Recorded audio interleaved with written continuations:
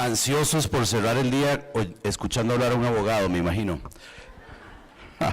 Eso es lo que me dice mi esposa cada vez que tengo que preparar una conferencia de estas. Ella no logra entender cómo la gente lo soporta, pero bueno, muchas gracias de todas maneras por estar aquí. Para mí es un verdadero placer estar una vez más en una conferencia de Fides. Yo comencé a asistir a estos eventos desde el año 2006 y la verdad que ha sido una experiencia invaluable, un placer también ver tantas caras conocidas en el auditorio. Bueno, nosotros somos un bufete y por lo tanto el enfoque que le vamos a dar a este cierre de la jornada de hoy es un poco el aspecto regulatorio, ¿no? La idea, sin embargo, no es hacer una charla excesivamente técnica, en primer lugar porque, bueno, son ya las 4:30 de la tarde, ustedes han recibido muchísima información, posiblemente están cansados.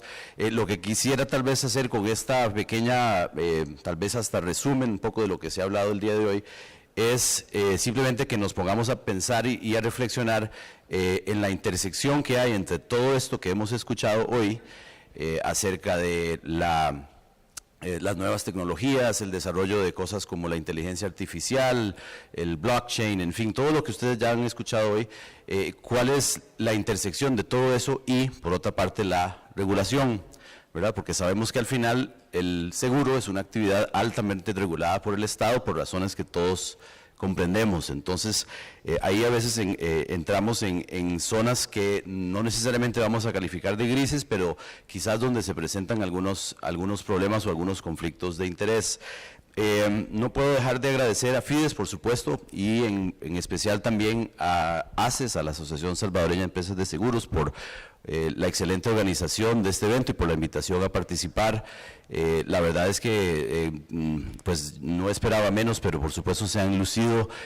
Ya solo la convocatoria que han logrado de más de 1000 personas para este evento es un rotundo éxito, así que felicitarlos de veras por esta excelente ocasión para conversar. Algo que quisiera también aclarar es que, bueno, como es obvio y siendo abogado, yo no soy experto en tecnología, entonces por eso creo que las personas que me han antecedido, en cambio algunas sí lo son y justamente mi idea no es hablarles quizás de la parte técnica. No soy experto en tecnología, pero sí soy muy curioso. Dicen que eso es una combinación peligrosa cuando un abogado es muy curioso. Pero bueno, es algo que me llama mucho la atención, me apasiona un poco ponerme a pensar sobre las distintas implicaciones que estas cosas pueden tener y al final ese es un poco también el rol que deberíamos tener los abogados, ¿verdad? Los abogados deberíamos tratar de anticipar por dónde pueden venir las cosas que quizás puedan salir mal y tratar entonces de evitar que eso ocurra, y eso es un poco lo que tratamos de hacer con nuestros clientes, enlazándolos también con los reguladores. Aprovecho para saludar a algunas personas que nos acompañan acá del Banco Central de Reserva de El Salvador, quienes no solo hablan de esto como yo, sino que les toca en la vida real hacerlo, así que pues es importante y les agradecemos por acompañarnos. ¿Qué decir sobre esto? Bueno, ya mucho se ha dicho. Inteligencia artificial, parece que a toda conferencia que vamos ahora, pues de eso es de lo que nos hablan, ¿no? Sin embargo, no es algo nuevo. El término como tal, el término inteligencia artificial, algunos de ustedes sabrán pues que se acuñó en los años 50 del siglo pasado, como concepto no es algo novedoso. De reciente ha estado tal vez mucho en la palestra, porque se ha vuelto, pensemos, mainstream conversar sobre esto. Tal vez hasta noticia de consumo masivo, ¿no? Todos los días vemos alguna nota sobre el tema y bueno, ahorita vamos a tratar de entender por qué es así. Ahí tenemos al señor Elon Musk, que como ustedes sabrán es el fundador de empresas como Tesla y SpaceX. Y bueno, para iniciar con una nota de abogado, ¿verdad? Tengo un cliente que cada vez que me ve dice, mira, si ahí viene mi abogado, Mr. Good News, el señor de las buenas noticias, o sea, ¿qué problema me trae hoy? No, bueno, para comenzar con una nota así un poco preocupante, alguien de la talla de Elon Musk, que algo más de esto sabe que yo, considera que, y aquí lo cito, dice que la inteligencia artificial presenta un riesgo existencial para la humanidad. O sea, él lo pone en términos casi apocalípticos. Y no lo hace en broma, esto es en esta nota, ahí aparece referida la entrevista que él dio sobre el tema, en este caso hablándole al Consejo de Gobernadores Estatales de Estados Unidos, y se dejó decir, perdonen que lea, dice que la inteligencia artificial es uno de los pocos casos en que debemos ser proactivos en la regulación, en lugar de reactivos. No estoy tan convencido, pero él parece pensar que es así, y dice, porque creo que para cuando seamos reactivos en la regulación de la inteligencia artificial será muy tarde. Con él parece coincidir nada más que el señor Stephen Hawking. Todos ustedes igualmente perdón, me salté el señor Hawking, a quienes todos ustedes reconocerán como uno de los principales físicos teóricos en la actualidad, profesor de la Universidad de Cambridge. Y Hawking también ha destacado el riesgo de que la humanidad sea la arquitecta de su propia destrucción, ¿verdad? Y él da el punto final, que es en donde mucha gente se niega un poco a pensar que esto pueda ser así, diciendo, bueno, hoy no estamos ahí, pero ¿qué pasa si llegamos a crear inteligencia artificial con una voluntad propia? ¿Verdad? Porque ahí es donde todavía parecería que muchos que no sabemos mucho del tema, sin embargo, nos atrevemos a opinar y tratamos de distinguir y decir, bueno, sí, lo que pasa es que todo eso está muy bien y va avanzando muchísimo, pero las computadoras no tienen sentimientos, las computadoras no pueden pensar, digamos, de la forma en que nosotros lo hacemos. Pueden hacer procesos que replican cosas que los cerebros humanos hacen, pero no llegan a ese punto. Pero cuando Stephen Hawking, repito, que sabrá bastante más que yo sobre esto, lo dice, pues yo me pongo a pensar. Él dice, y otra vez cito, dice, la creación de inteligencia artificial poderosa será ya sea lo mejor o lo peor que le haya pasado jamás a la humanidad. Esto me hace pensar en otra nota que salió por ahí, que quizás algunos de ustedes también vieron.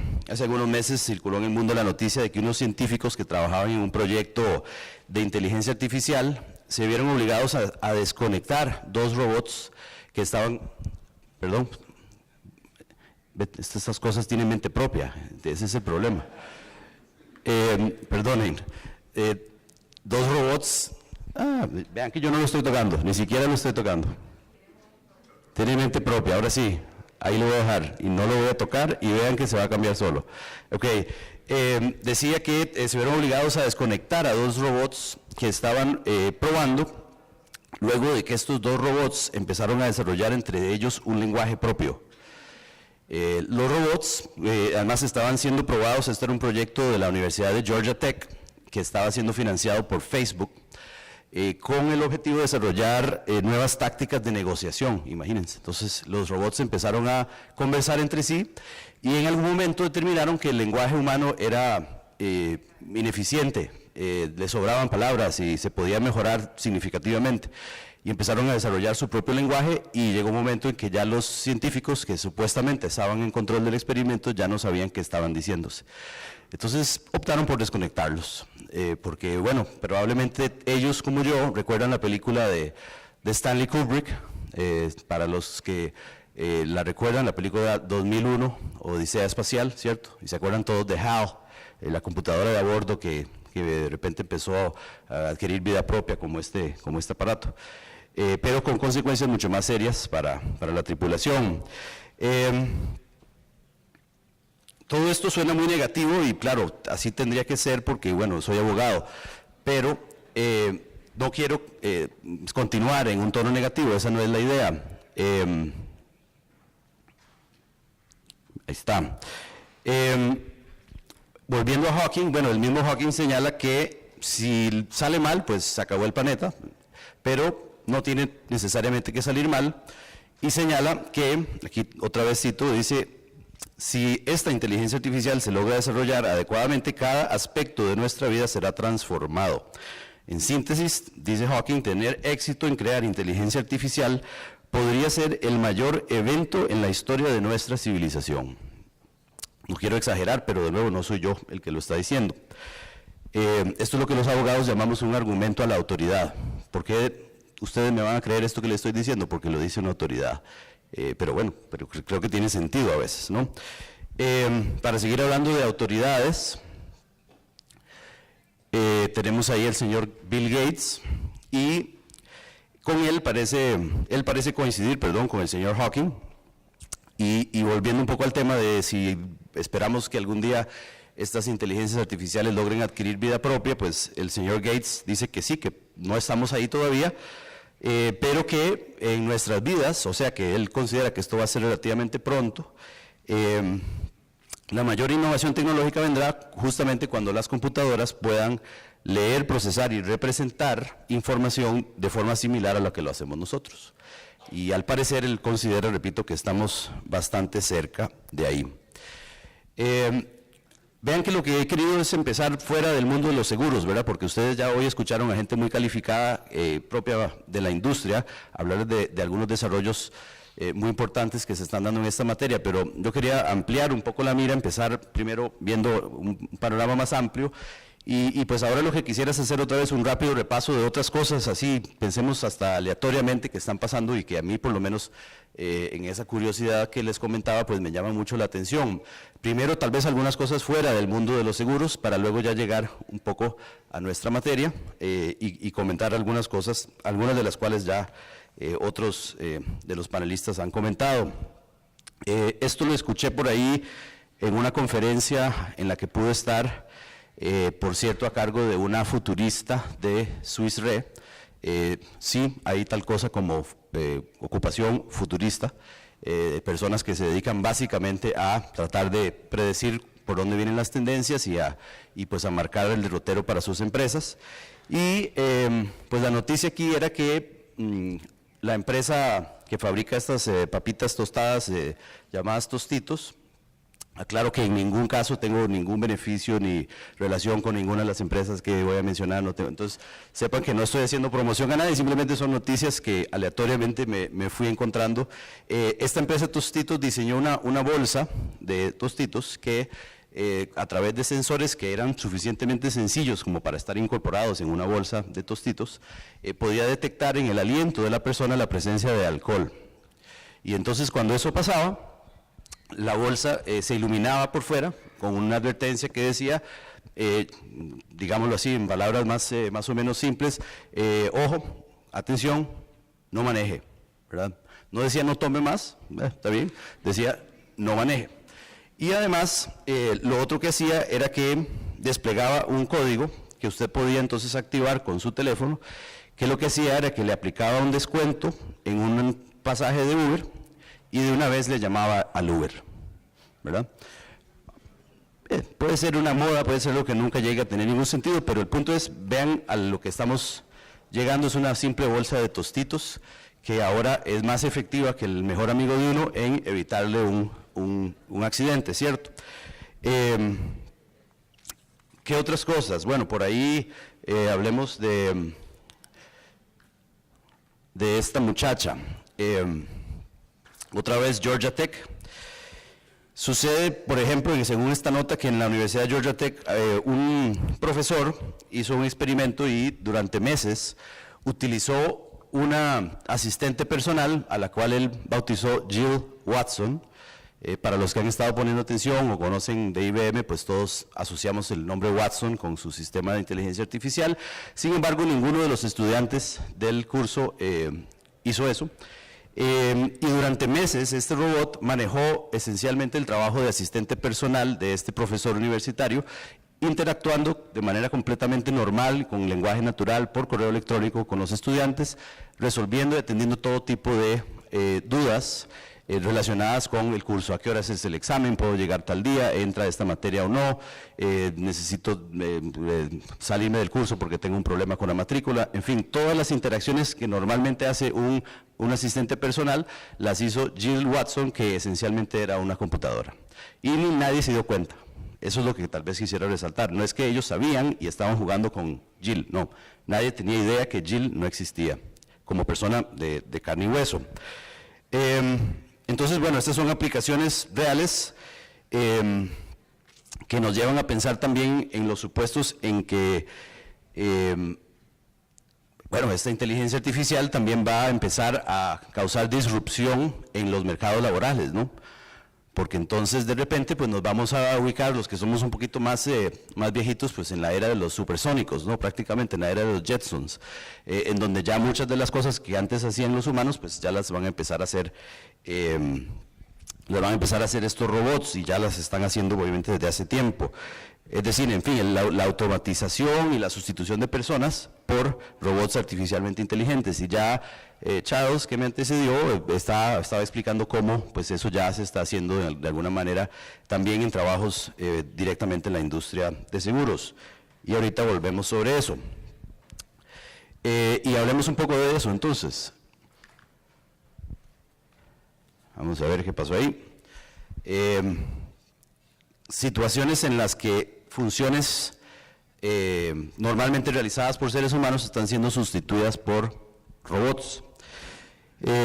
Los famosos chatbots, como se les llama en inglés, chat de la palabra chat, ¿no? Todos entendemos, robots que conversan. Básicamente estos robots que conversan se están usando para muchas cosas sobre la base de lo que ya hoy han escuchado ustedes, el Natural Language Processing, que es la capacidad que ahora tienen estos aparatos de procesar el lenguaje humano como si estuvieran hablando con cualquier persona. Cualquiera de ustedes que tenga un iPhone o que utilice Alexa o cualquiera de estas cosas con las que ahora uno habla y le contesta, le dice uno, ¿cómo quedó el Real Madrid? Le contesta y le dice, el Real Madrid quedó 2-0. Ese tipo de interacción pues es la que ahora se está utilizando, pero con desarrollos mucho más sofisticados. En este caso, la imagen que aparece ahí está relacionada con una compañía rusa que se llama Endurance, que lo que hace es que utiliza chatbots para acompañar a adultos mayores con demencia. Y entonces estos adultos mayores, pues como tienen demencia, y todos los que estemos familiarizados con eso, entendemos que a veces ocurre, pues que, qué sé yo, tienen que tomarse una medicina y no se acuerdan de tomársela, o peor, no se acuerdan si ya se la tomaron, entonces corren el riesgo de volvérsela a tomar y tal vez tienen situaciones de ese tipo. Este robot es capaz de interactuar con la persona y además entonces alertar en caso de que haya algún problema, por ejemplo, se va a volver a tomar la medicina, alertar, por ejemplo, a un médico o a alguien que esté en otro lugar o a un pariente o lo que fuera. Hay otra empresa que está usando este tipo de tecnología de chatbots para hacer diagnósticos médicos más rápidamente. Entonces, a través de un robot con el que uno básicamente chatea como si estuviera chateando con un amigo, pues le cuenta más o menos qué le está pasando y el robot de manera más o menos inteligente procesa esa información con base en lenguaje natural, ¿verdad? Es decir, uno no tiene que decirle al robot, tengo cefalea, lo que le dice es, me duele mucho la cabeza, y el robot entonces a partir de ahí empieza en un proceso de análisis y eventual diagnóstico. Uno que me llamó la atención y me preocupó bastante, como abogado, es una cosa que se llama do not pay, no pague, quiere decir en inglés, es un chatbot inventado por un británico que se llama Joshua Browder, y él sostiene que es el primer abogado robot. Yo disputo eso, yo he visto varios abogados que yo estoy casi seguro que son robots, pero él sostiene que este es realmente el primer abogado robot. Y lo que hace es algo relativamente sencillo, pero muy efectivo. Él, como historia personal, y tal vez relacionándolo con lo que escuchamos hoy de Uri Levin de Waze, él vivía frustrado en su vida personal porque permanentemente le estaban haciendo partes, llamamos nosotros, multas por infracciones de tránsito, ¿no? Se estacionaba mal, se estacionaba donde había una raya amarilla, a las horas que no era, y pasaba permanentemente pagando multas, o peor, peleando las multas en unos procesos ahí lentísimos. Teniendo tanta experiencia y tanta frustración en el tema, un día él decidió, mire, esto tampoco es física nuclear, ¿verdad? Y los abogados que estemos en el cuarto echemos para nuestro saco, porque sí, tal vez algunas de las cosas que los abogados hacemos nos gustaría pensar que son física nuclear, pero otras muchas claramente no son física nuclear. Son muy sencillas, al punto que él logró básicamente automatizar todo el proceso, ¿cierto? Entonces, él lo que dice con esta aplicación es, usted ingresa ahí y otra vez sobre una plataforma chatbot, o sea, lenguaje sencillo, normal, natural, usted empieza a conversar con el aparato y le dice, me hicieron un parte en la esquina de la 63 con la 2. Ok, ¿a qué hora? A tal hora. Ok, y ¿usted a qué velocidad iba? Más o menos tal. Ok, después de un cuestionario, que ya está obviamente configurado dentro de la inteligencia del chatbot, el resultado final es que le dice si usted tiene o no una apelación viable, ¿verdad? Y se lo dice sobre la base de los miles de precedentes que existen similares, que el chatbot ya procesó en su cabeza en cuestión de segundos. Y además, si sí tiene una apelación viable, entonces usted le da print, le da imprimir y de una vez le imprime la apelación. Y usted va y la firma y la presenta. Y la gana, ¿verdad? Y el abogado ni se enteró. ¿Okay? Esto, repito, no es ciencia ficción. Todo esto ya está funcionando. ¿Okay? El desplazamiento de trabajadores, bueno, afectaría a otro tipo de industrias también. No estamos hablando únicamente de industrias, pensemos, del conocimiento en sentido estricto. Esta noticia la vi por ahí y es un prototipo de un aparato que básicamente lo que se dedica es a colocar ladrillos, pero lo hace pues un 500% más rápido que lo hace un ser humano y lo hace 7 veces más barato, ¿verdad? Entonces, bueno, ya sabemos de muchas cosas que han sido automatizadas de esa manera, ¿no? Las cosas que antes hacían las fábricas, los automóviles, hace mucho tiempo ya se fabrican de esta manera, pero ahora incluso, digamos, funciones de este tipo que se pensaba, pues, que sí, eran básicas para personas tal vez con poca escolaridad y que, pues, al final podían optar al menos por trabajos manuales y sin embargo, parece que los robots también quieren llevarse esos trabajos.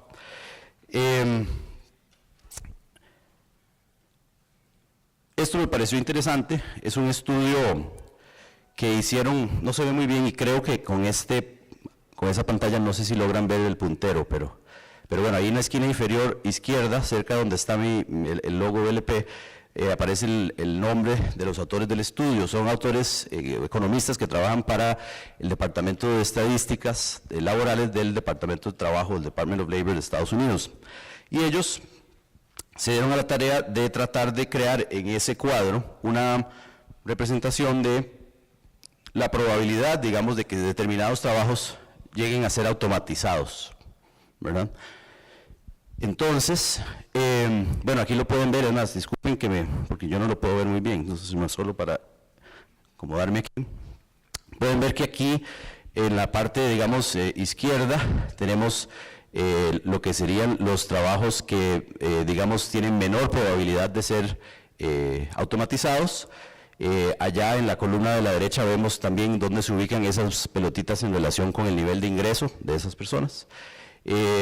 Y pues básicamente lo que es interesante, lo que es útil, y esto lo pueden encontrar en línea, es que ustedes pueden meterse acá y arriba donde dice Search, ¿verdad? Ustedes pueden ingresar ahí en la ocupación que les interese validar. No lo hagan ya, no lo busquen, yo sé que todos ustedes trabajan en seguros, así que ahorita les voy a mostrar qué pasa con las ocupaciones de ustedes. Y bueno, pero es interesante, por ejemplo, que los trabajos mejor pagados, menos vulnerables, de acuerdo con ese estudio, son los doctores. A mí me llama la atención, yo hubiera pensado que mucho de lo que hacen los doctores era posible automatizarlo, pero ellos, con base en alguna metodología, estiman que no. Los dentistas, que por alguna razón, al parecer, no son doctores, y los CEOs, ¿verdad? Esta sí me la explico, ¿verdad? Ellos son los que firman las cartas de despido. Pero parecería que, no, hablando en serio, parecería que ahí hay algunas habilidades que, ¿verdad?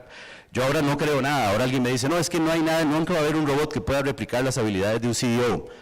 Ay, yo no sé, ahora ya no sé qué pensar, no sé, después de este trabajo que hice para esta charla, no sé qué pensar. Pero bueno, ellos que saben más que yo de esto dicen que ellos están ahí, y por el contrario, y no son buenas noticias, por el contrario, hay algunos sectores en donde muchos trabajos son fácilmente automatizables. Dicen, por ejemplo, que las ocupaciones mejor pagadas, más vulnerables, son las de los contadores, las de los administradores de beneficios, los analistas de crédito y distintos, dicen ellos, profesionales del sector asegurador. Por ejemplo, si ustedes ingresan en la búsqueda vendedores de seguros, ¿verdad? Y esto ya, igual la persona que me antecedía, pues más o menos lo adelantaba. Pues ahí los van a ubicar, ¿no? Allá de aquel lado, en el extremo donde hay más probabilidad de automatización, dice, hay una probabilidad de automatización de un 92%. Entonces, bueno, qué alegría, ¿no? Luego, por ejemplo, si nos mantenemos en el sector asegurador, los suscriptores, bueno, y ahora ya no me tienen que creer a mí, acabamos de ver lo que nos exponía Charles de Swiss Re, donde ya no es otra vez ciencia ficción, ya está ocurriendo que muchos de estos procesos son automatizables y se están automatizando, ¿cierto? Y uno decía, los suscriptores son, ¿verdad?, esa gente, esos gurús que saben muy bien cómo decir este sí, este no, y con base. Y bueno, parecería que tampoco eso está fuera del ámbito de lo probable, al punto que le asignan un 99% de probabilidad a esa situación. Espero que no haya muchos suscriptores entre ustedes. Los encargados de reclamos y procesamiento de pólizas, 98% automatizable, según ellos. Y como de por sí les caigo mal, resulta que los abogados, por alguna razón, estamos allá en la parte que no es tan automatizable. No sé a quién creerle, porque ya vieron el ejemplo del Do Not Pay, ¿verdad?, del chatbot que hace las apelaciones de tránsito. Claro, de nuevo, está la física nuclear y está el trabajo de rutina, y tal vez en el trabajo de rutina, pues sí, claro, ahí vamos a tener chatbots, pero tal vez en el trabajo realmente especializado hay algo ahí que los abogados vamos a tener. Creo que la respuesta está en que, a diferencia de todos los otros trabajos que hemos visto que son impulsados por datos, por información dura y pura, por ciencia pura y dura, pues todos sabemos que el derecho en el fondo no es una ciencia, ¿verdad? El derecho es más un arte, es un estira y encoge. La respuesta siempre es, depende de, bueno, de quién paga los honorarios, no sé, ¿verdad? Eso, ¿verdad? Siempre hay un espacio ahí para moverse hacia un lado o hacia el otro, porque hay otros intereses en juego. Muchas veces hay intereses políticos, hay intereses regulatorios, y un poco quiero entonces también que vayan pensando en todo eso. Una probabilidad muy baja, a mi juicio, yo hubiera pensado que es mucho más alta, pero ellos dicen 3,5%. Otro ejemplo, bueno, esta noticia también la escuché en un evento de Swiss Re sobre esto mismo, y se refiere a este fabricante de calzado que ustedes conocen bien, que se llama Adidas, que comenzó a producir zapatillas en Alemania nuevamente, después de muchos años, muchas décadas de producirlas mayormente en Asia y mayormente a mano. Y ahora, pues las está produciendo de vuelta en Alemania por medio de robots, utilizando inteligencia artificial, ¿verdad? Porque claro, los alemanes están muy ocupados inventando toda esta inteligencia artificial, ¿verdad? Entonces, claro, ahí también nos da una pista, no nos van a sustituir las máquinas, pero nosotros tenemos que ocuparnos en otra cosa, ¿cierto? Es una pequeña porción de lo que ellos fabrican 300 millones de zapatillas por año, y esos son apenas 5 millones, una cosa así, pero parecería marcar hacia dónde van. Y algo que me interesa destacar es que ellos están utilizando lo que se conoce como la manufactura a base de aditivos. Algunos de ustedes han oído hablar de eso. Manufactura a base de aditivos, se conoce más como impresión en tercera dimensión, el famoso 3D printing. Para los que no saben de lo que estoy hablando, porque veo varias caras así como que de este tipo que se fumó, el 3D printing básicamente es, imagínense los que somos un poco más viejitos, porque ahora también lo hablaba con una persona muy joven y se me acaba viendo como que no sé de qué me está hablando. Los que somos un poco más viejitos recordamos las impresoras esas que iban y venían, ¿verdad? Y que tiraban tinta en los diferentes lugares y volvían y repasaban, ¿verdad? Bueno, imagínense una impresora de ese tipo, pero que lo que hace es poner una delgadísima película de una resina o un plástico y luego va poniendo otra capa y otra capa y otra capa, hasta que finalmente lo que se genera es un objeto impreso que tiene por lo tanto 3 dimensiones, ¿verdad? En lugar de imprimir en papel, pues se imprime una cosa que tiene 3 dimensiones, ¿no? Eso que otra vez, si usted lo analiza, suena casi como a teletransportación, ¿verdad? Porque yo podría imprimir esto aquí y que salga acá, pero también podría imprimirlo aquí y que salga en Miami, ¿verdad? Porque ya son solamente datos, depende de dónde esté el originador de los datos y dónde esté la impresora. Eso, al parecer, también entonces nos va a empezar a hacer la vida diferente, no necesariamente mejor o peor, pero diferente.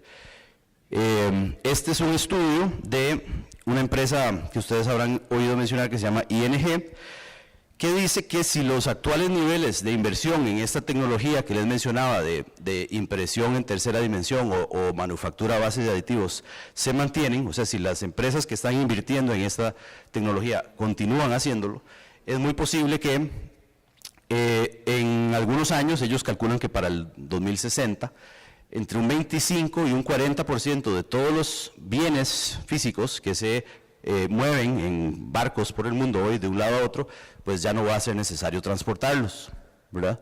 Porque hoy se fabrican en China, se meten en un contenedor, es más, imagínense, lo peor, se fabrican en China, hay que subirlos a un tren, llevarlos al puerto, sacar el contenedor, subirlo al barco, mandar el barco por mar, pasa no sé cuántos meses en el mar el barco, expuesto a toda clase de riesgos, ojo, los que venden seguros marítimos, llega al otro puerto, lo bajan del contenedor, y 4 meses después aparece una tienda a la que usted tiene que desplazarse para ir a comprarlo.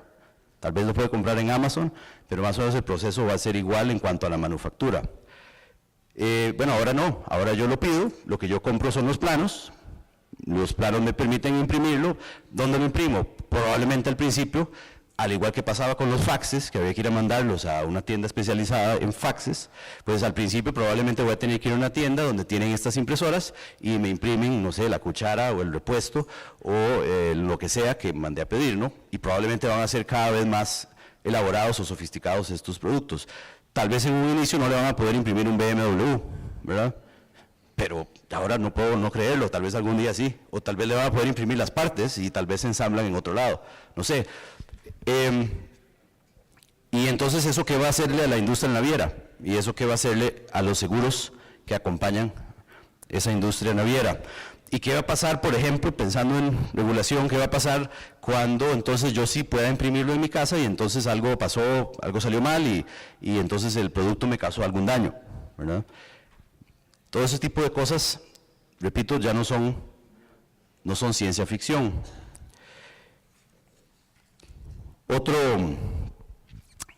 Otro dato que se relaciona con la presentación de los señores de United Re más temprano, y es todo lo que ya sabemos en cuanto a los aparatos móviles y los datos que se van generando, y lo que ya nos mencionaba también Charles de Swiss Re sobre cómo estos datos se pueden utilizar, por ejemplo, para seguros de vida. Quizás lo que es importante, y Charles lo mencionó y me gustaría enfatizarlo, es que hay una cantidad enorme de estos aparatos, ya exceden en número a los seres humanos. Hay más de 9.000 millones de aparatos inteligentes conectados a la red.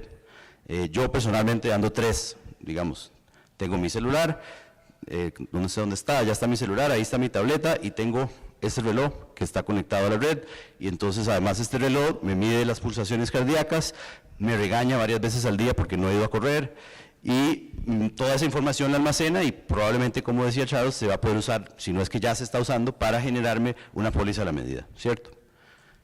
Ahora, eso es, repito, en escala masiva, eso es lo que genera la gran cantidad de datos que permite todo lo que nos mencionaba temprano Ori de United Re.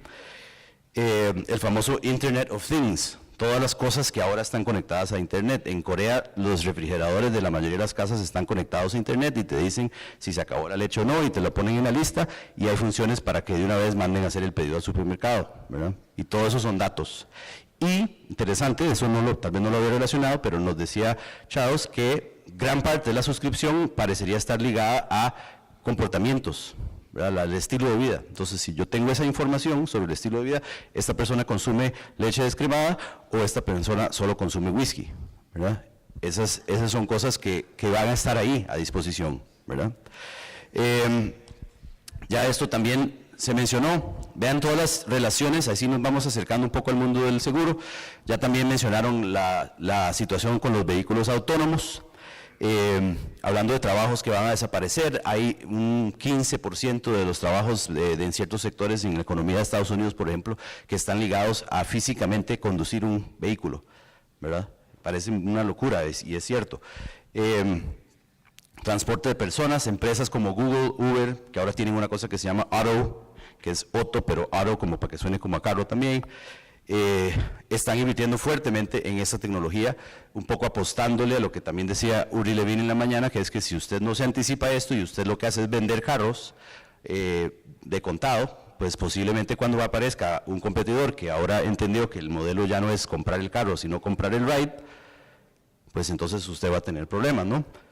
Y ya igual, pues varios apuntaron hacia las implicaciones que esto va a tener en cuanto al seguro, ¿verdad? Porque ya yo no voy a querer ser propietario del vehículo, lo que voy a querer es que me cubra más bien cuando yo ando a bordo del vehículo que no tiene conductor. Y si el carro atropelló a alguien, pues eso no es problema mío, en principio es problema de quien me dio el servicio del transporte, pero eso cambia radicalmente lo que hoy día tenemos, ¿no? Repito que esto, bueno, nos comienza a acercar al mundo de los seguros. Ya escucharon en términos mucho mejores de los que yo pudiera siquiera intentar explicarlo, el funcionamiento de blockchain. Y lo que quería destacar con esta noticia, que es de una fuente que no es poco seria, es una fuente calificada, esta noticia resalta que hay un cierto escepticismo de parte de algunos aseguradores en relación con esta tecnología. Y yo simplemente les recuerdo lo que escuchamos ahora de el colega de Allianz, Giacomo, que a mí me pareció cero escéptico, me parece que está total y completamente convencido de que esa es la ruta, y no solo convencido, sino que además ya están haciendo gran cantidad de aplicaciones de esa plataforma para pues desarrollar soluciones más adecuadas a los problemas que tienen que enfrentar. ¿Qué más? Ya casi vamos a terminar, pero contarles también algunas otras cosas que se han visto en el mercado de seguros. Esta compañía que se llama Risk Genius, lo que hace es que filtra, corrige, mejora pólizas. Entonces usted le mete como insumo la póliza de seguro y la computadora le devuelve sugerencias de mejora. Le dice, este texto, así, esta cláusula que usted tiene aquí, estas 14 palabras, aparecen con una, digamos, connotación negativa en 1400 casos judiciales. Le hace esta cláusula ya, mejor la va editando, ¿no? La va eliminando, la va corrigiendo. Por supuesto que eso requiere una enorme cantidad de datos, como la que pudiera estar disponible en Estados Unidos. No necesariamente en nuestros países tenemos la misma facilidad para tener esas referencias. Encuentra también huecos en cobertura, si nos entendemos, ¿verdad? Todos ustedes saben a lo que me refiero con eso, o sea, cosas que deberían en principio estar cubiertas, pero que por un tema de redacción no lo están. En fin, hace una automatización, como ellos mismos lo dicen, del manejo y de la depuración de las pólizas. Ya hemos hablado también, bueno, lo mencionó Uri en la mañana, lo que sería pay-per-mile insurance, o sea, seguros a consumo, ¿verdad? La premisa de esta compañía es que el 65% de los conductores no usan el seguro todo el día, y entonces, ¿para qué están pagando un seguro permanentemente si lo pueden encender y apagar únicamente cuando están conduciendo, ¿verdad? Y por lo tanto, pues reducen significativamente el costo de su seguro. Si manejan más, pagan más, si manejan menos, pagan menos. Esta compañía, Trove, es un ejemplo de las compañías que están haciendo on-demand insurance, que varía también un poco el modelo de cómo se protegen y cómo se cubren las cosas.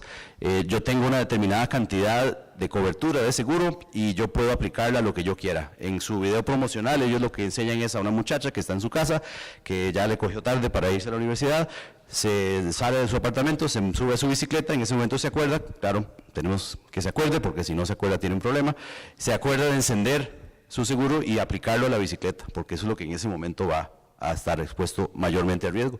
Entonces ya se va, vuelve, regresa, cuando regresa a la casa paga el seguro.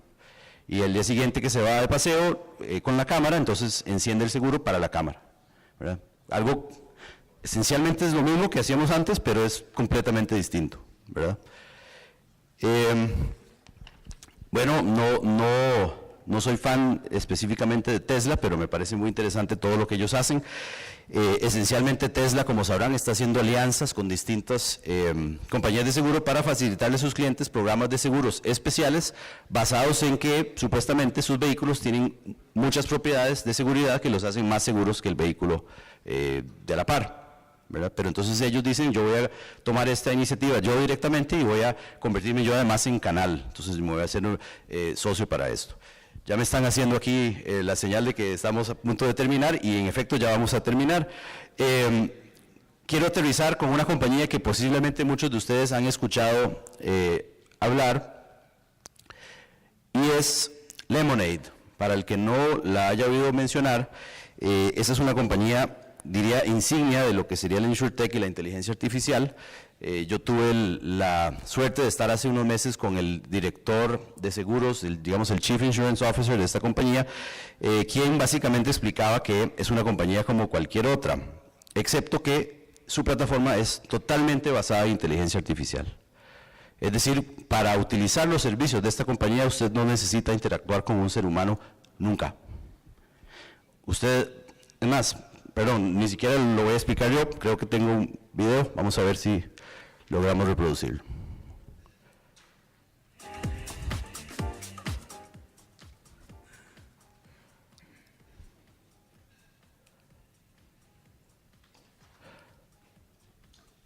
No sé si me pueden colaborar, se supone que hay un video, ustedes lo pueden reproducir.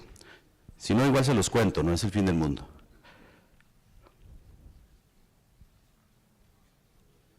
Ah, ahí está, muy bien, ahí en la esquinita, exactamente.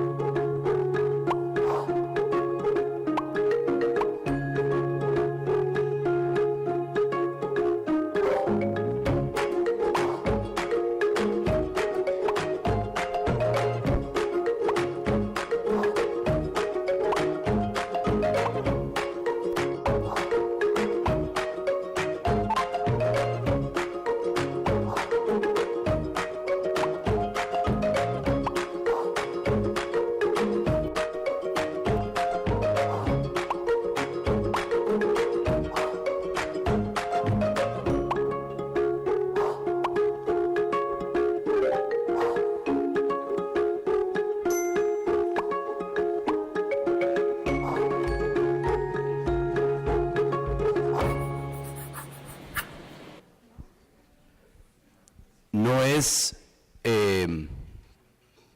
una idea, no es una propuesta, es una empresa que ya cuenta con licencia en el estado de Nueva York, el estado de California, el estado de Illinois, que tampoco se conocen como, así como laxos en materia de supervisión. Y desde el punto de vista de supervisión, pues opera como cualquier compañía, ¿no? Tiene los requisitos de capital, tiene su gobierno corporativo, pero desde la calle, eso hasta ahí llegan, digamos, los parecidos. Para los que no han oído este dato, porque siempre hay alguien que no lo ha oído, ese proceso que se describió ahí en cuanto al procesamiento de reclamo, implica, y esto no lo dice ahí, que cuando la persona se graba hablando de viva voz con una computadora diciendo qué es lo que pasó, la computadora le aplica alrededor de 17 algoritmos, que son los mismos algoritmos que mencionaba Charles, para detectar, entre otras cosas, si la persona puede estar mintiendo, porque al parecer, como todos los esposos saben, hay cosas que uno hace o dice que de repente delatan si uno está mintiendo, ¿verdad? Y al parecer eso ya lo detectaron y el algoritmo es capaz de predecirlo. Y si usted sí estuviera mintiendo, en ese punto finalmente lo van a pasar a un ser humano, de otro modo no. Y todo ese proceso, y esa es la parte que es verdaderamente impresionante, todo ese proceso dura 3 segundos.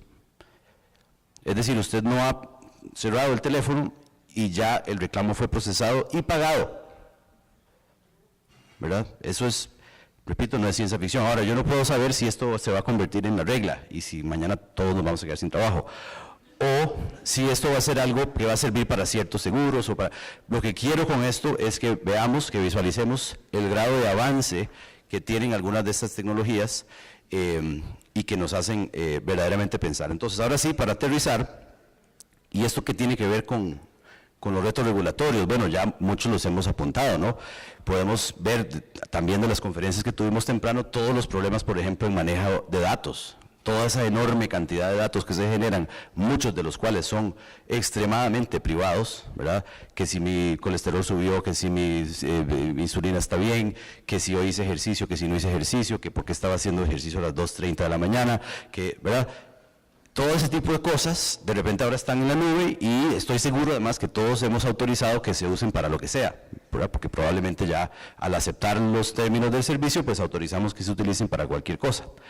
Entonces hay un tema de datos y cuando hay un tema de datos entonces también ya nos decía Phil de Talbot que hay un tema de riesgo cibernético, ¿no? Porque entonces ahora los datos están en algún lugar y alguien tiene que cuidarlos y evitar que se utilicen para otros fines. Entonces los retos regulatorios en el fondo vistos así como los problemas en realidad ya los hemos ido perfilando, ¿no? Ya los hemos comentado, pero tal vez lo que yo quería plantearles es más que la respuesta a esos diferentes retos, porque va a tener diferentes respuestas en diferentes entornos, y ya como cierre, pues es más unas 3 ideas de cómo podemos todos, cuando digo todos, tanto las empresas, porque todos también sabemos que en las empresas tenemos siempre al doctor no, ¿verdad? Hay alguien que siempre dice, no, no se puede, esto no se puede, ¿verdad? Es más, en mi empresa a mí a veces me acusan de ser el doctor no.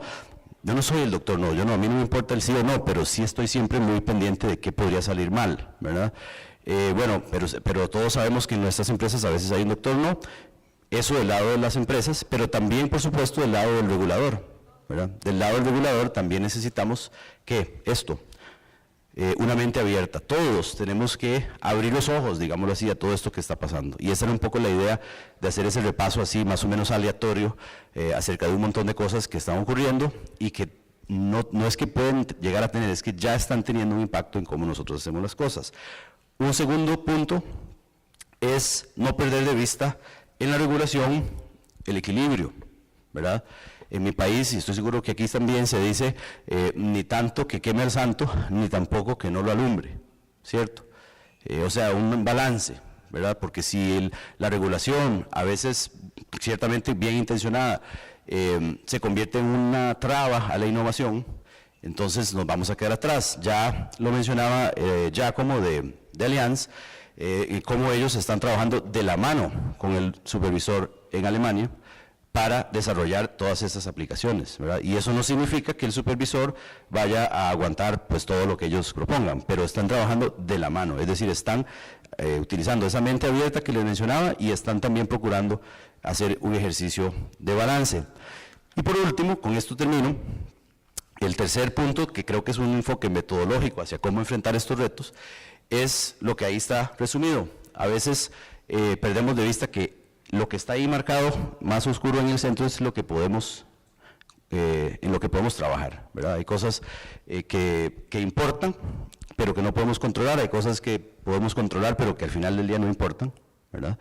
Y en muchos de estos procesos a veces nos ocupamos también de regular o de enfocarnos en la excepción, ¿verdad?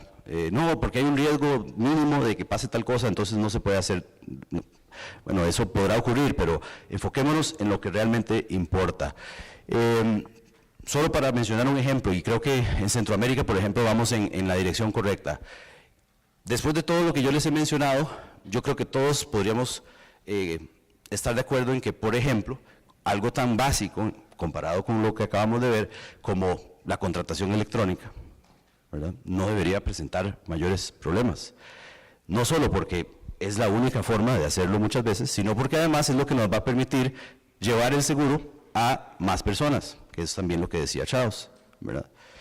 Entonces, creo que Centroamérica, repito, va en la dirección correcta. La mayoría de los países ya están adoptando regulación que es en ese sentido más moderna y nosotros incluso hemos tenido oportunidad aquí en la firma de colaborar con ACES en varias iniciativas de regulación que van en esa línea, pero quizás eso es lo que quiero dejarles como mensaje final. Me pasé unos minutos, me disculpan, creo que no sé ni cuántos, pero espero que les haya parecido al menos entretenido, informativo. Tal vez algunas cosas ya las habían escuchado, tal vez otras no. Y pues nada, agradecerles muchísimo por su atención. Increíble para mí que sigan aquí, así que muchísimas gracias.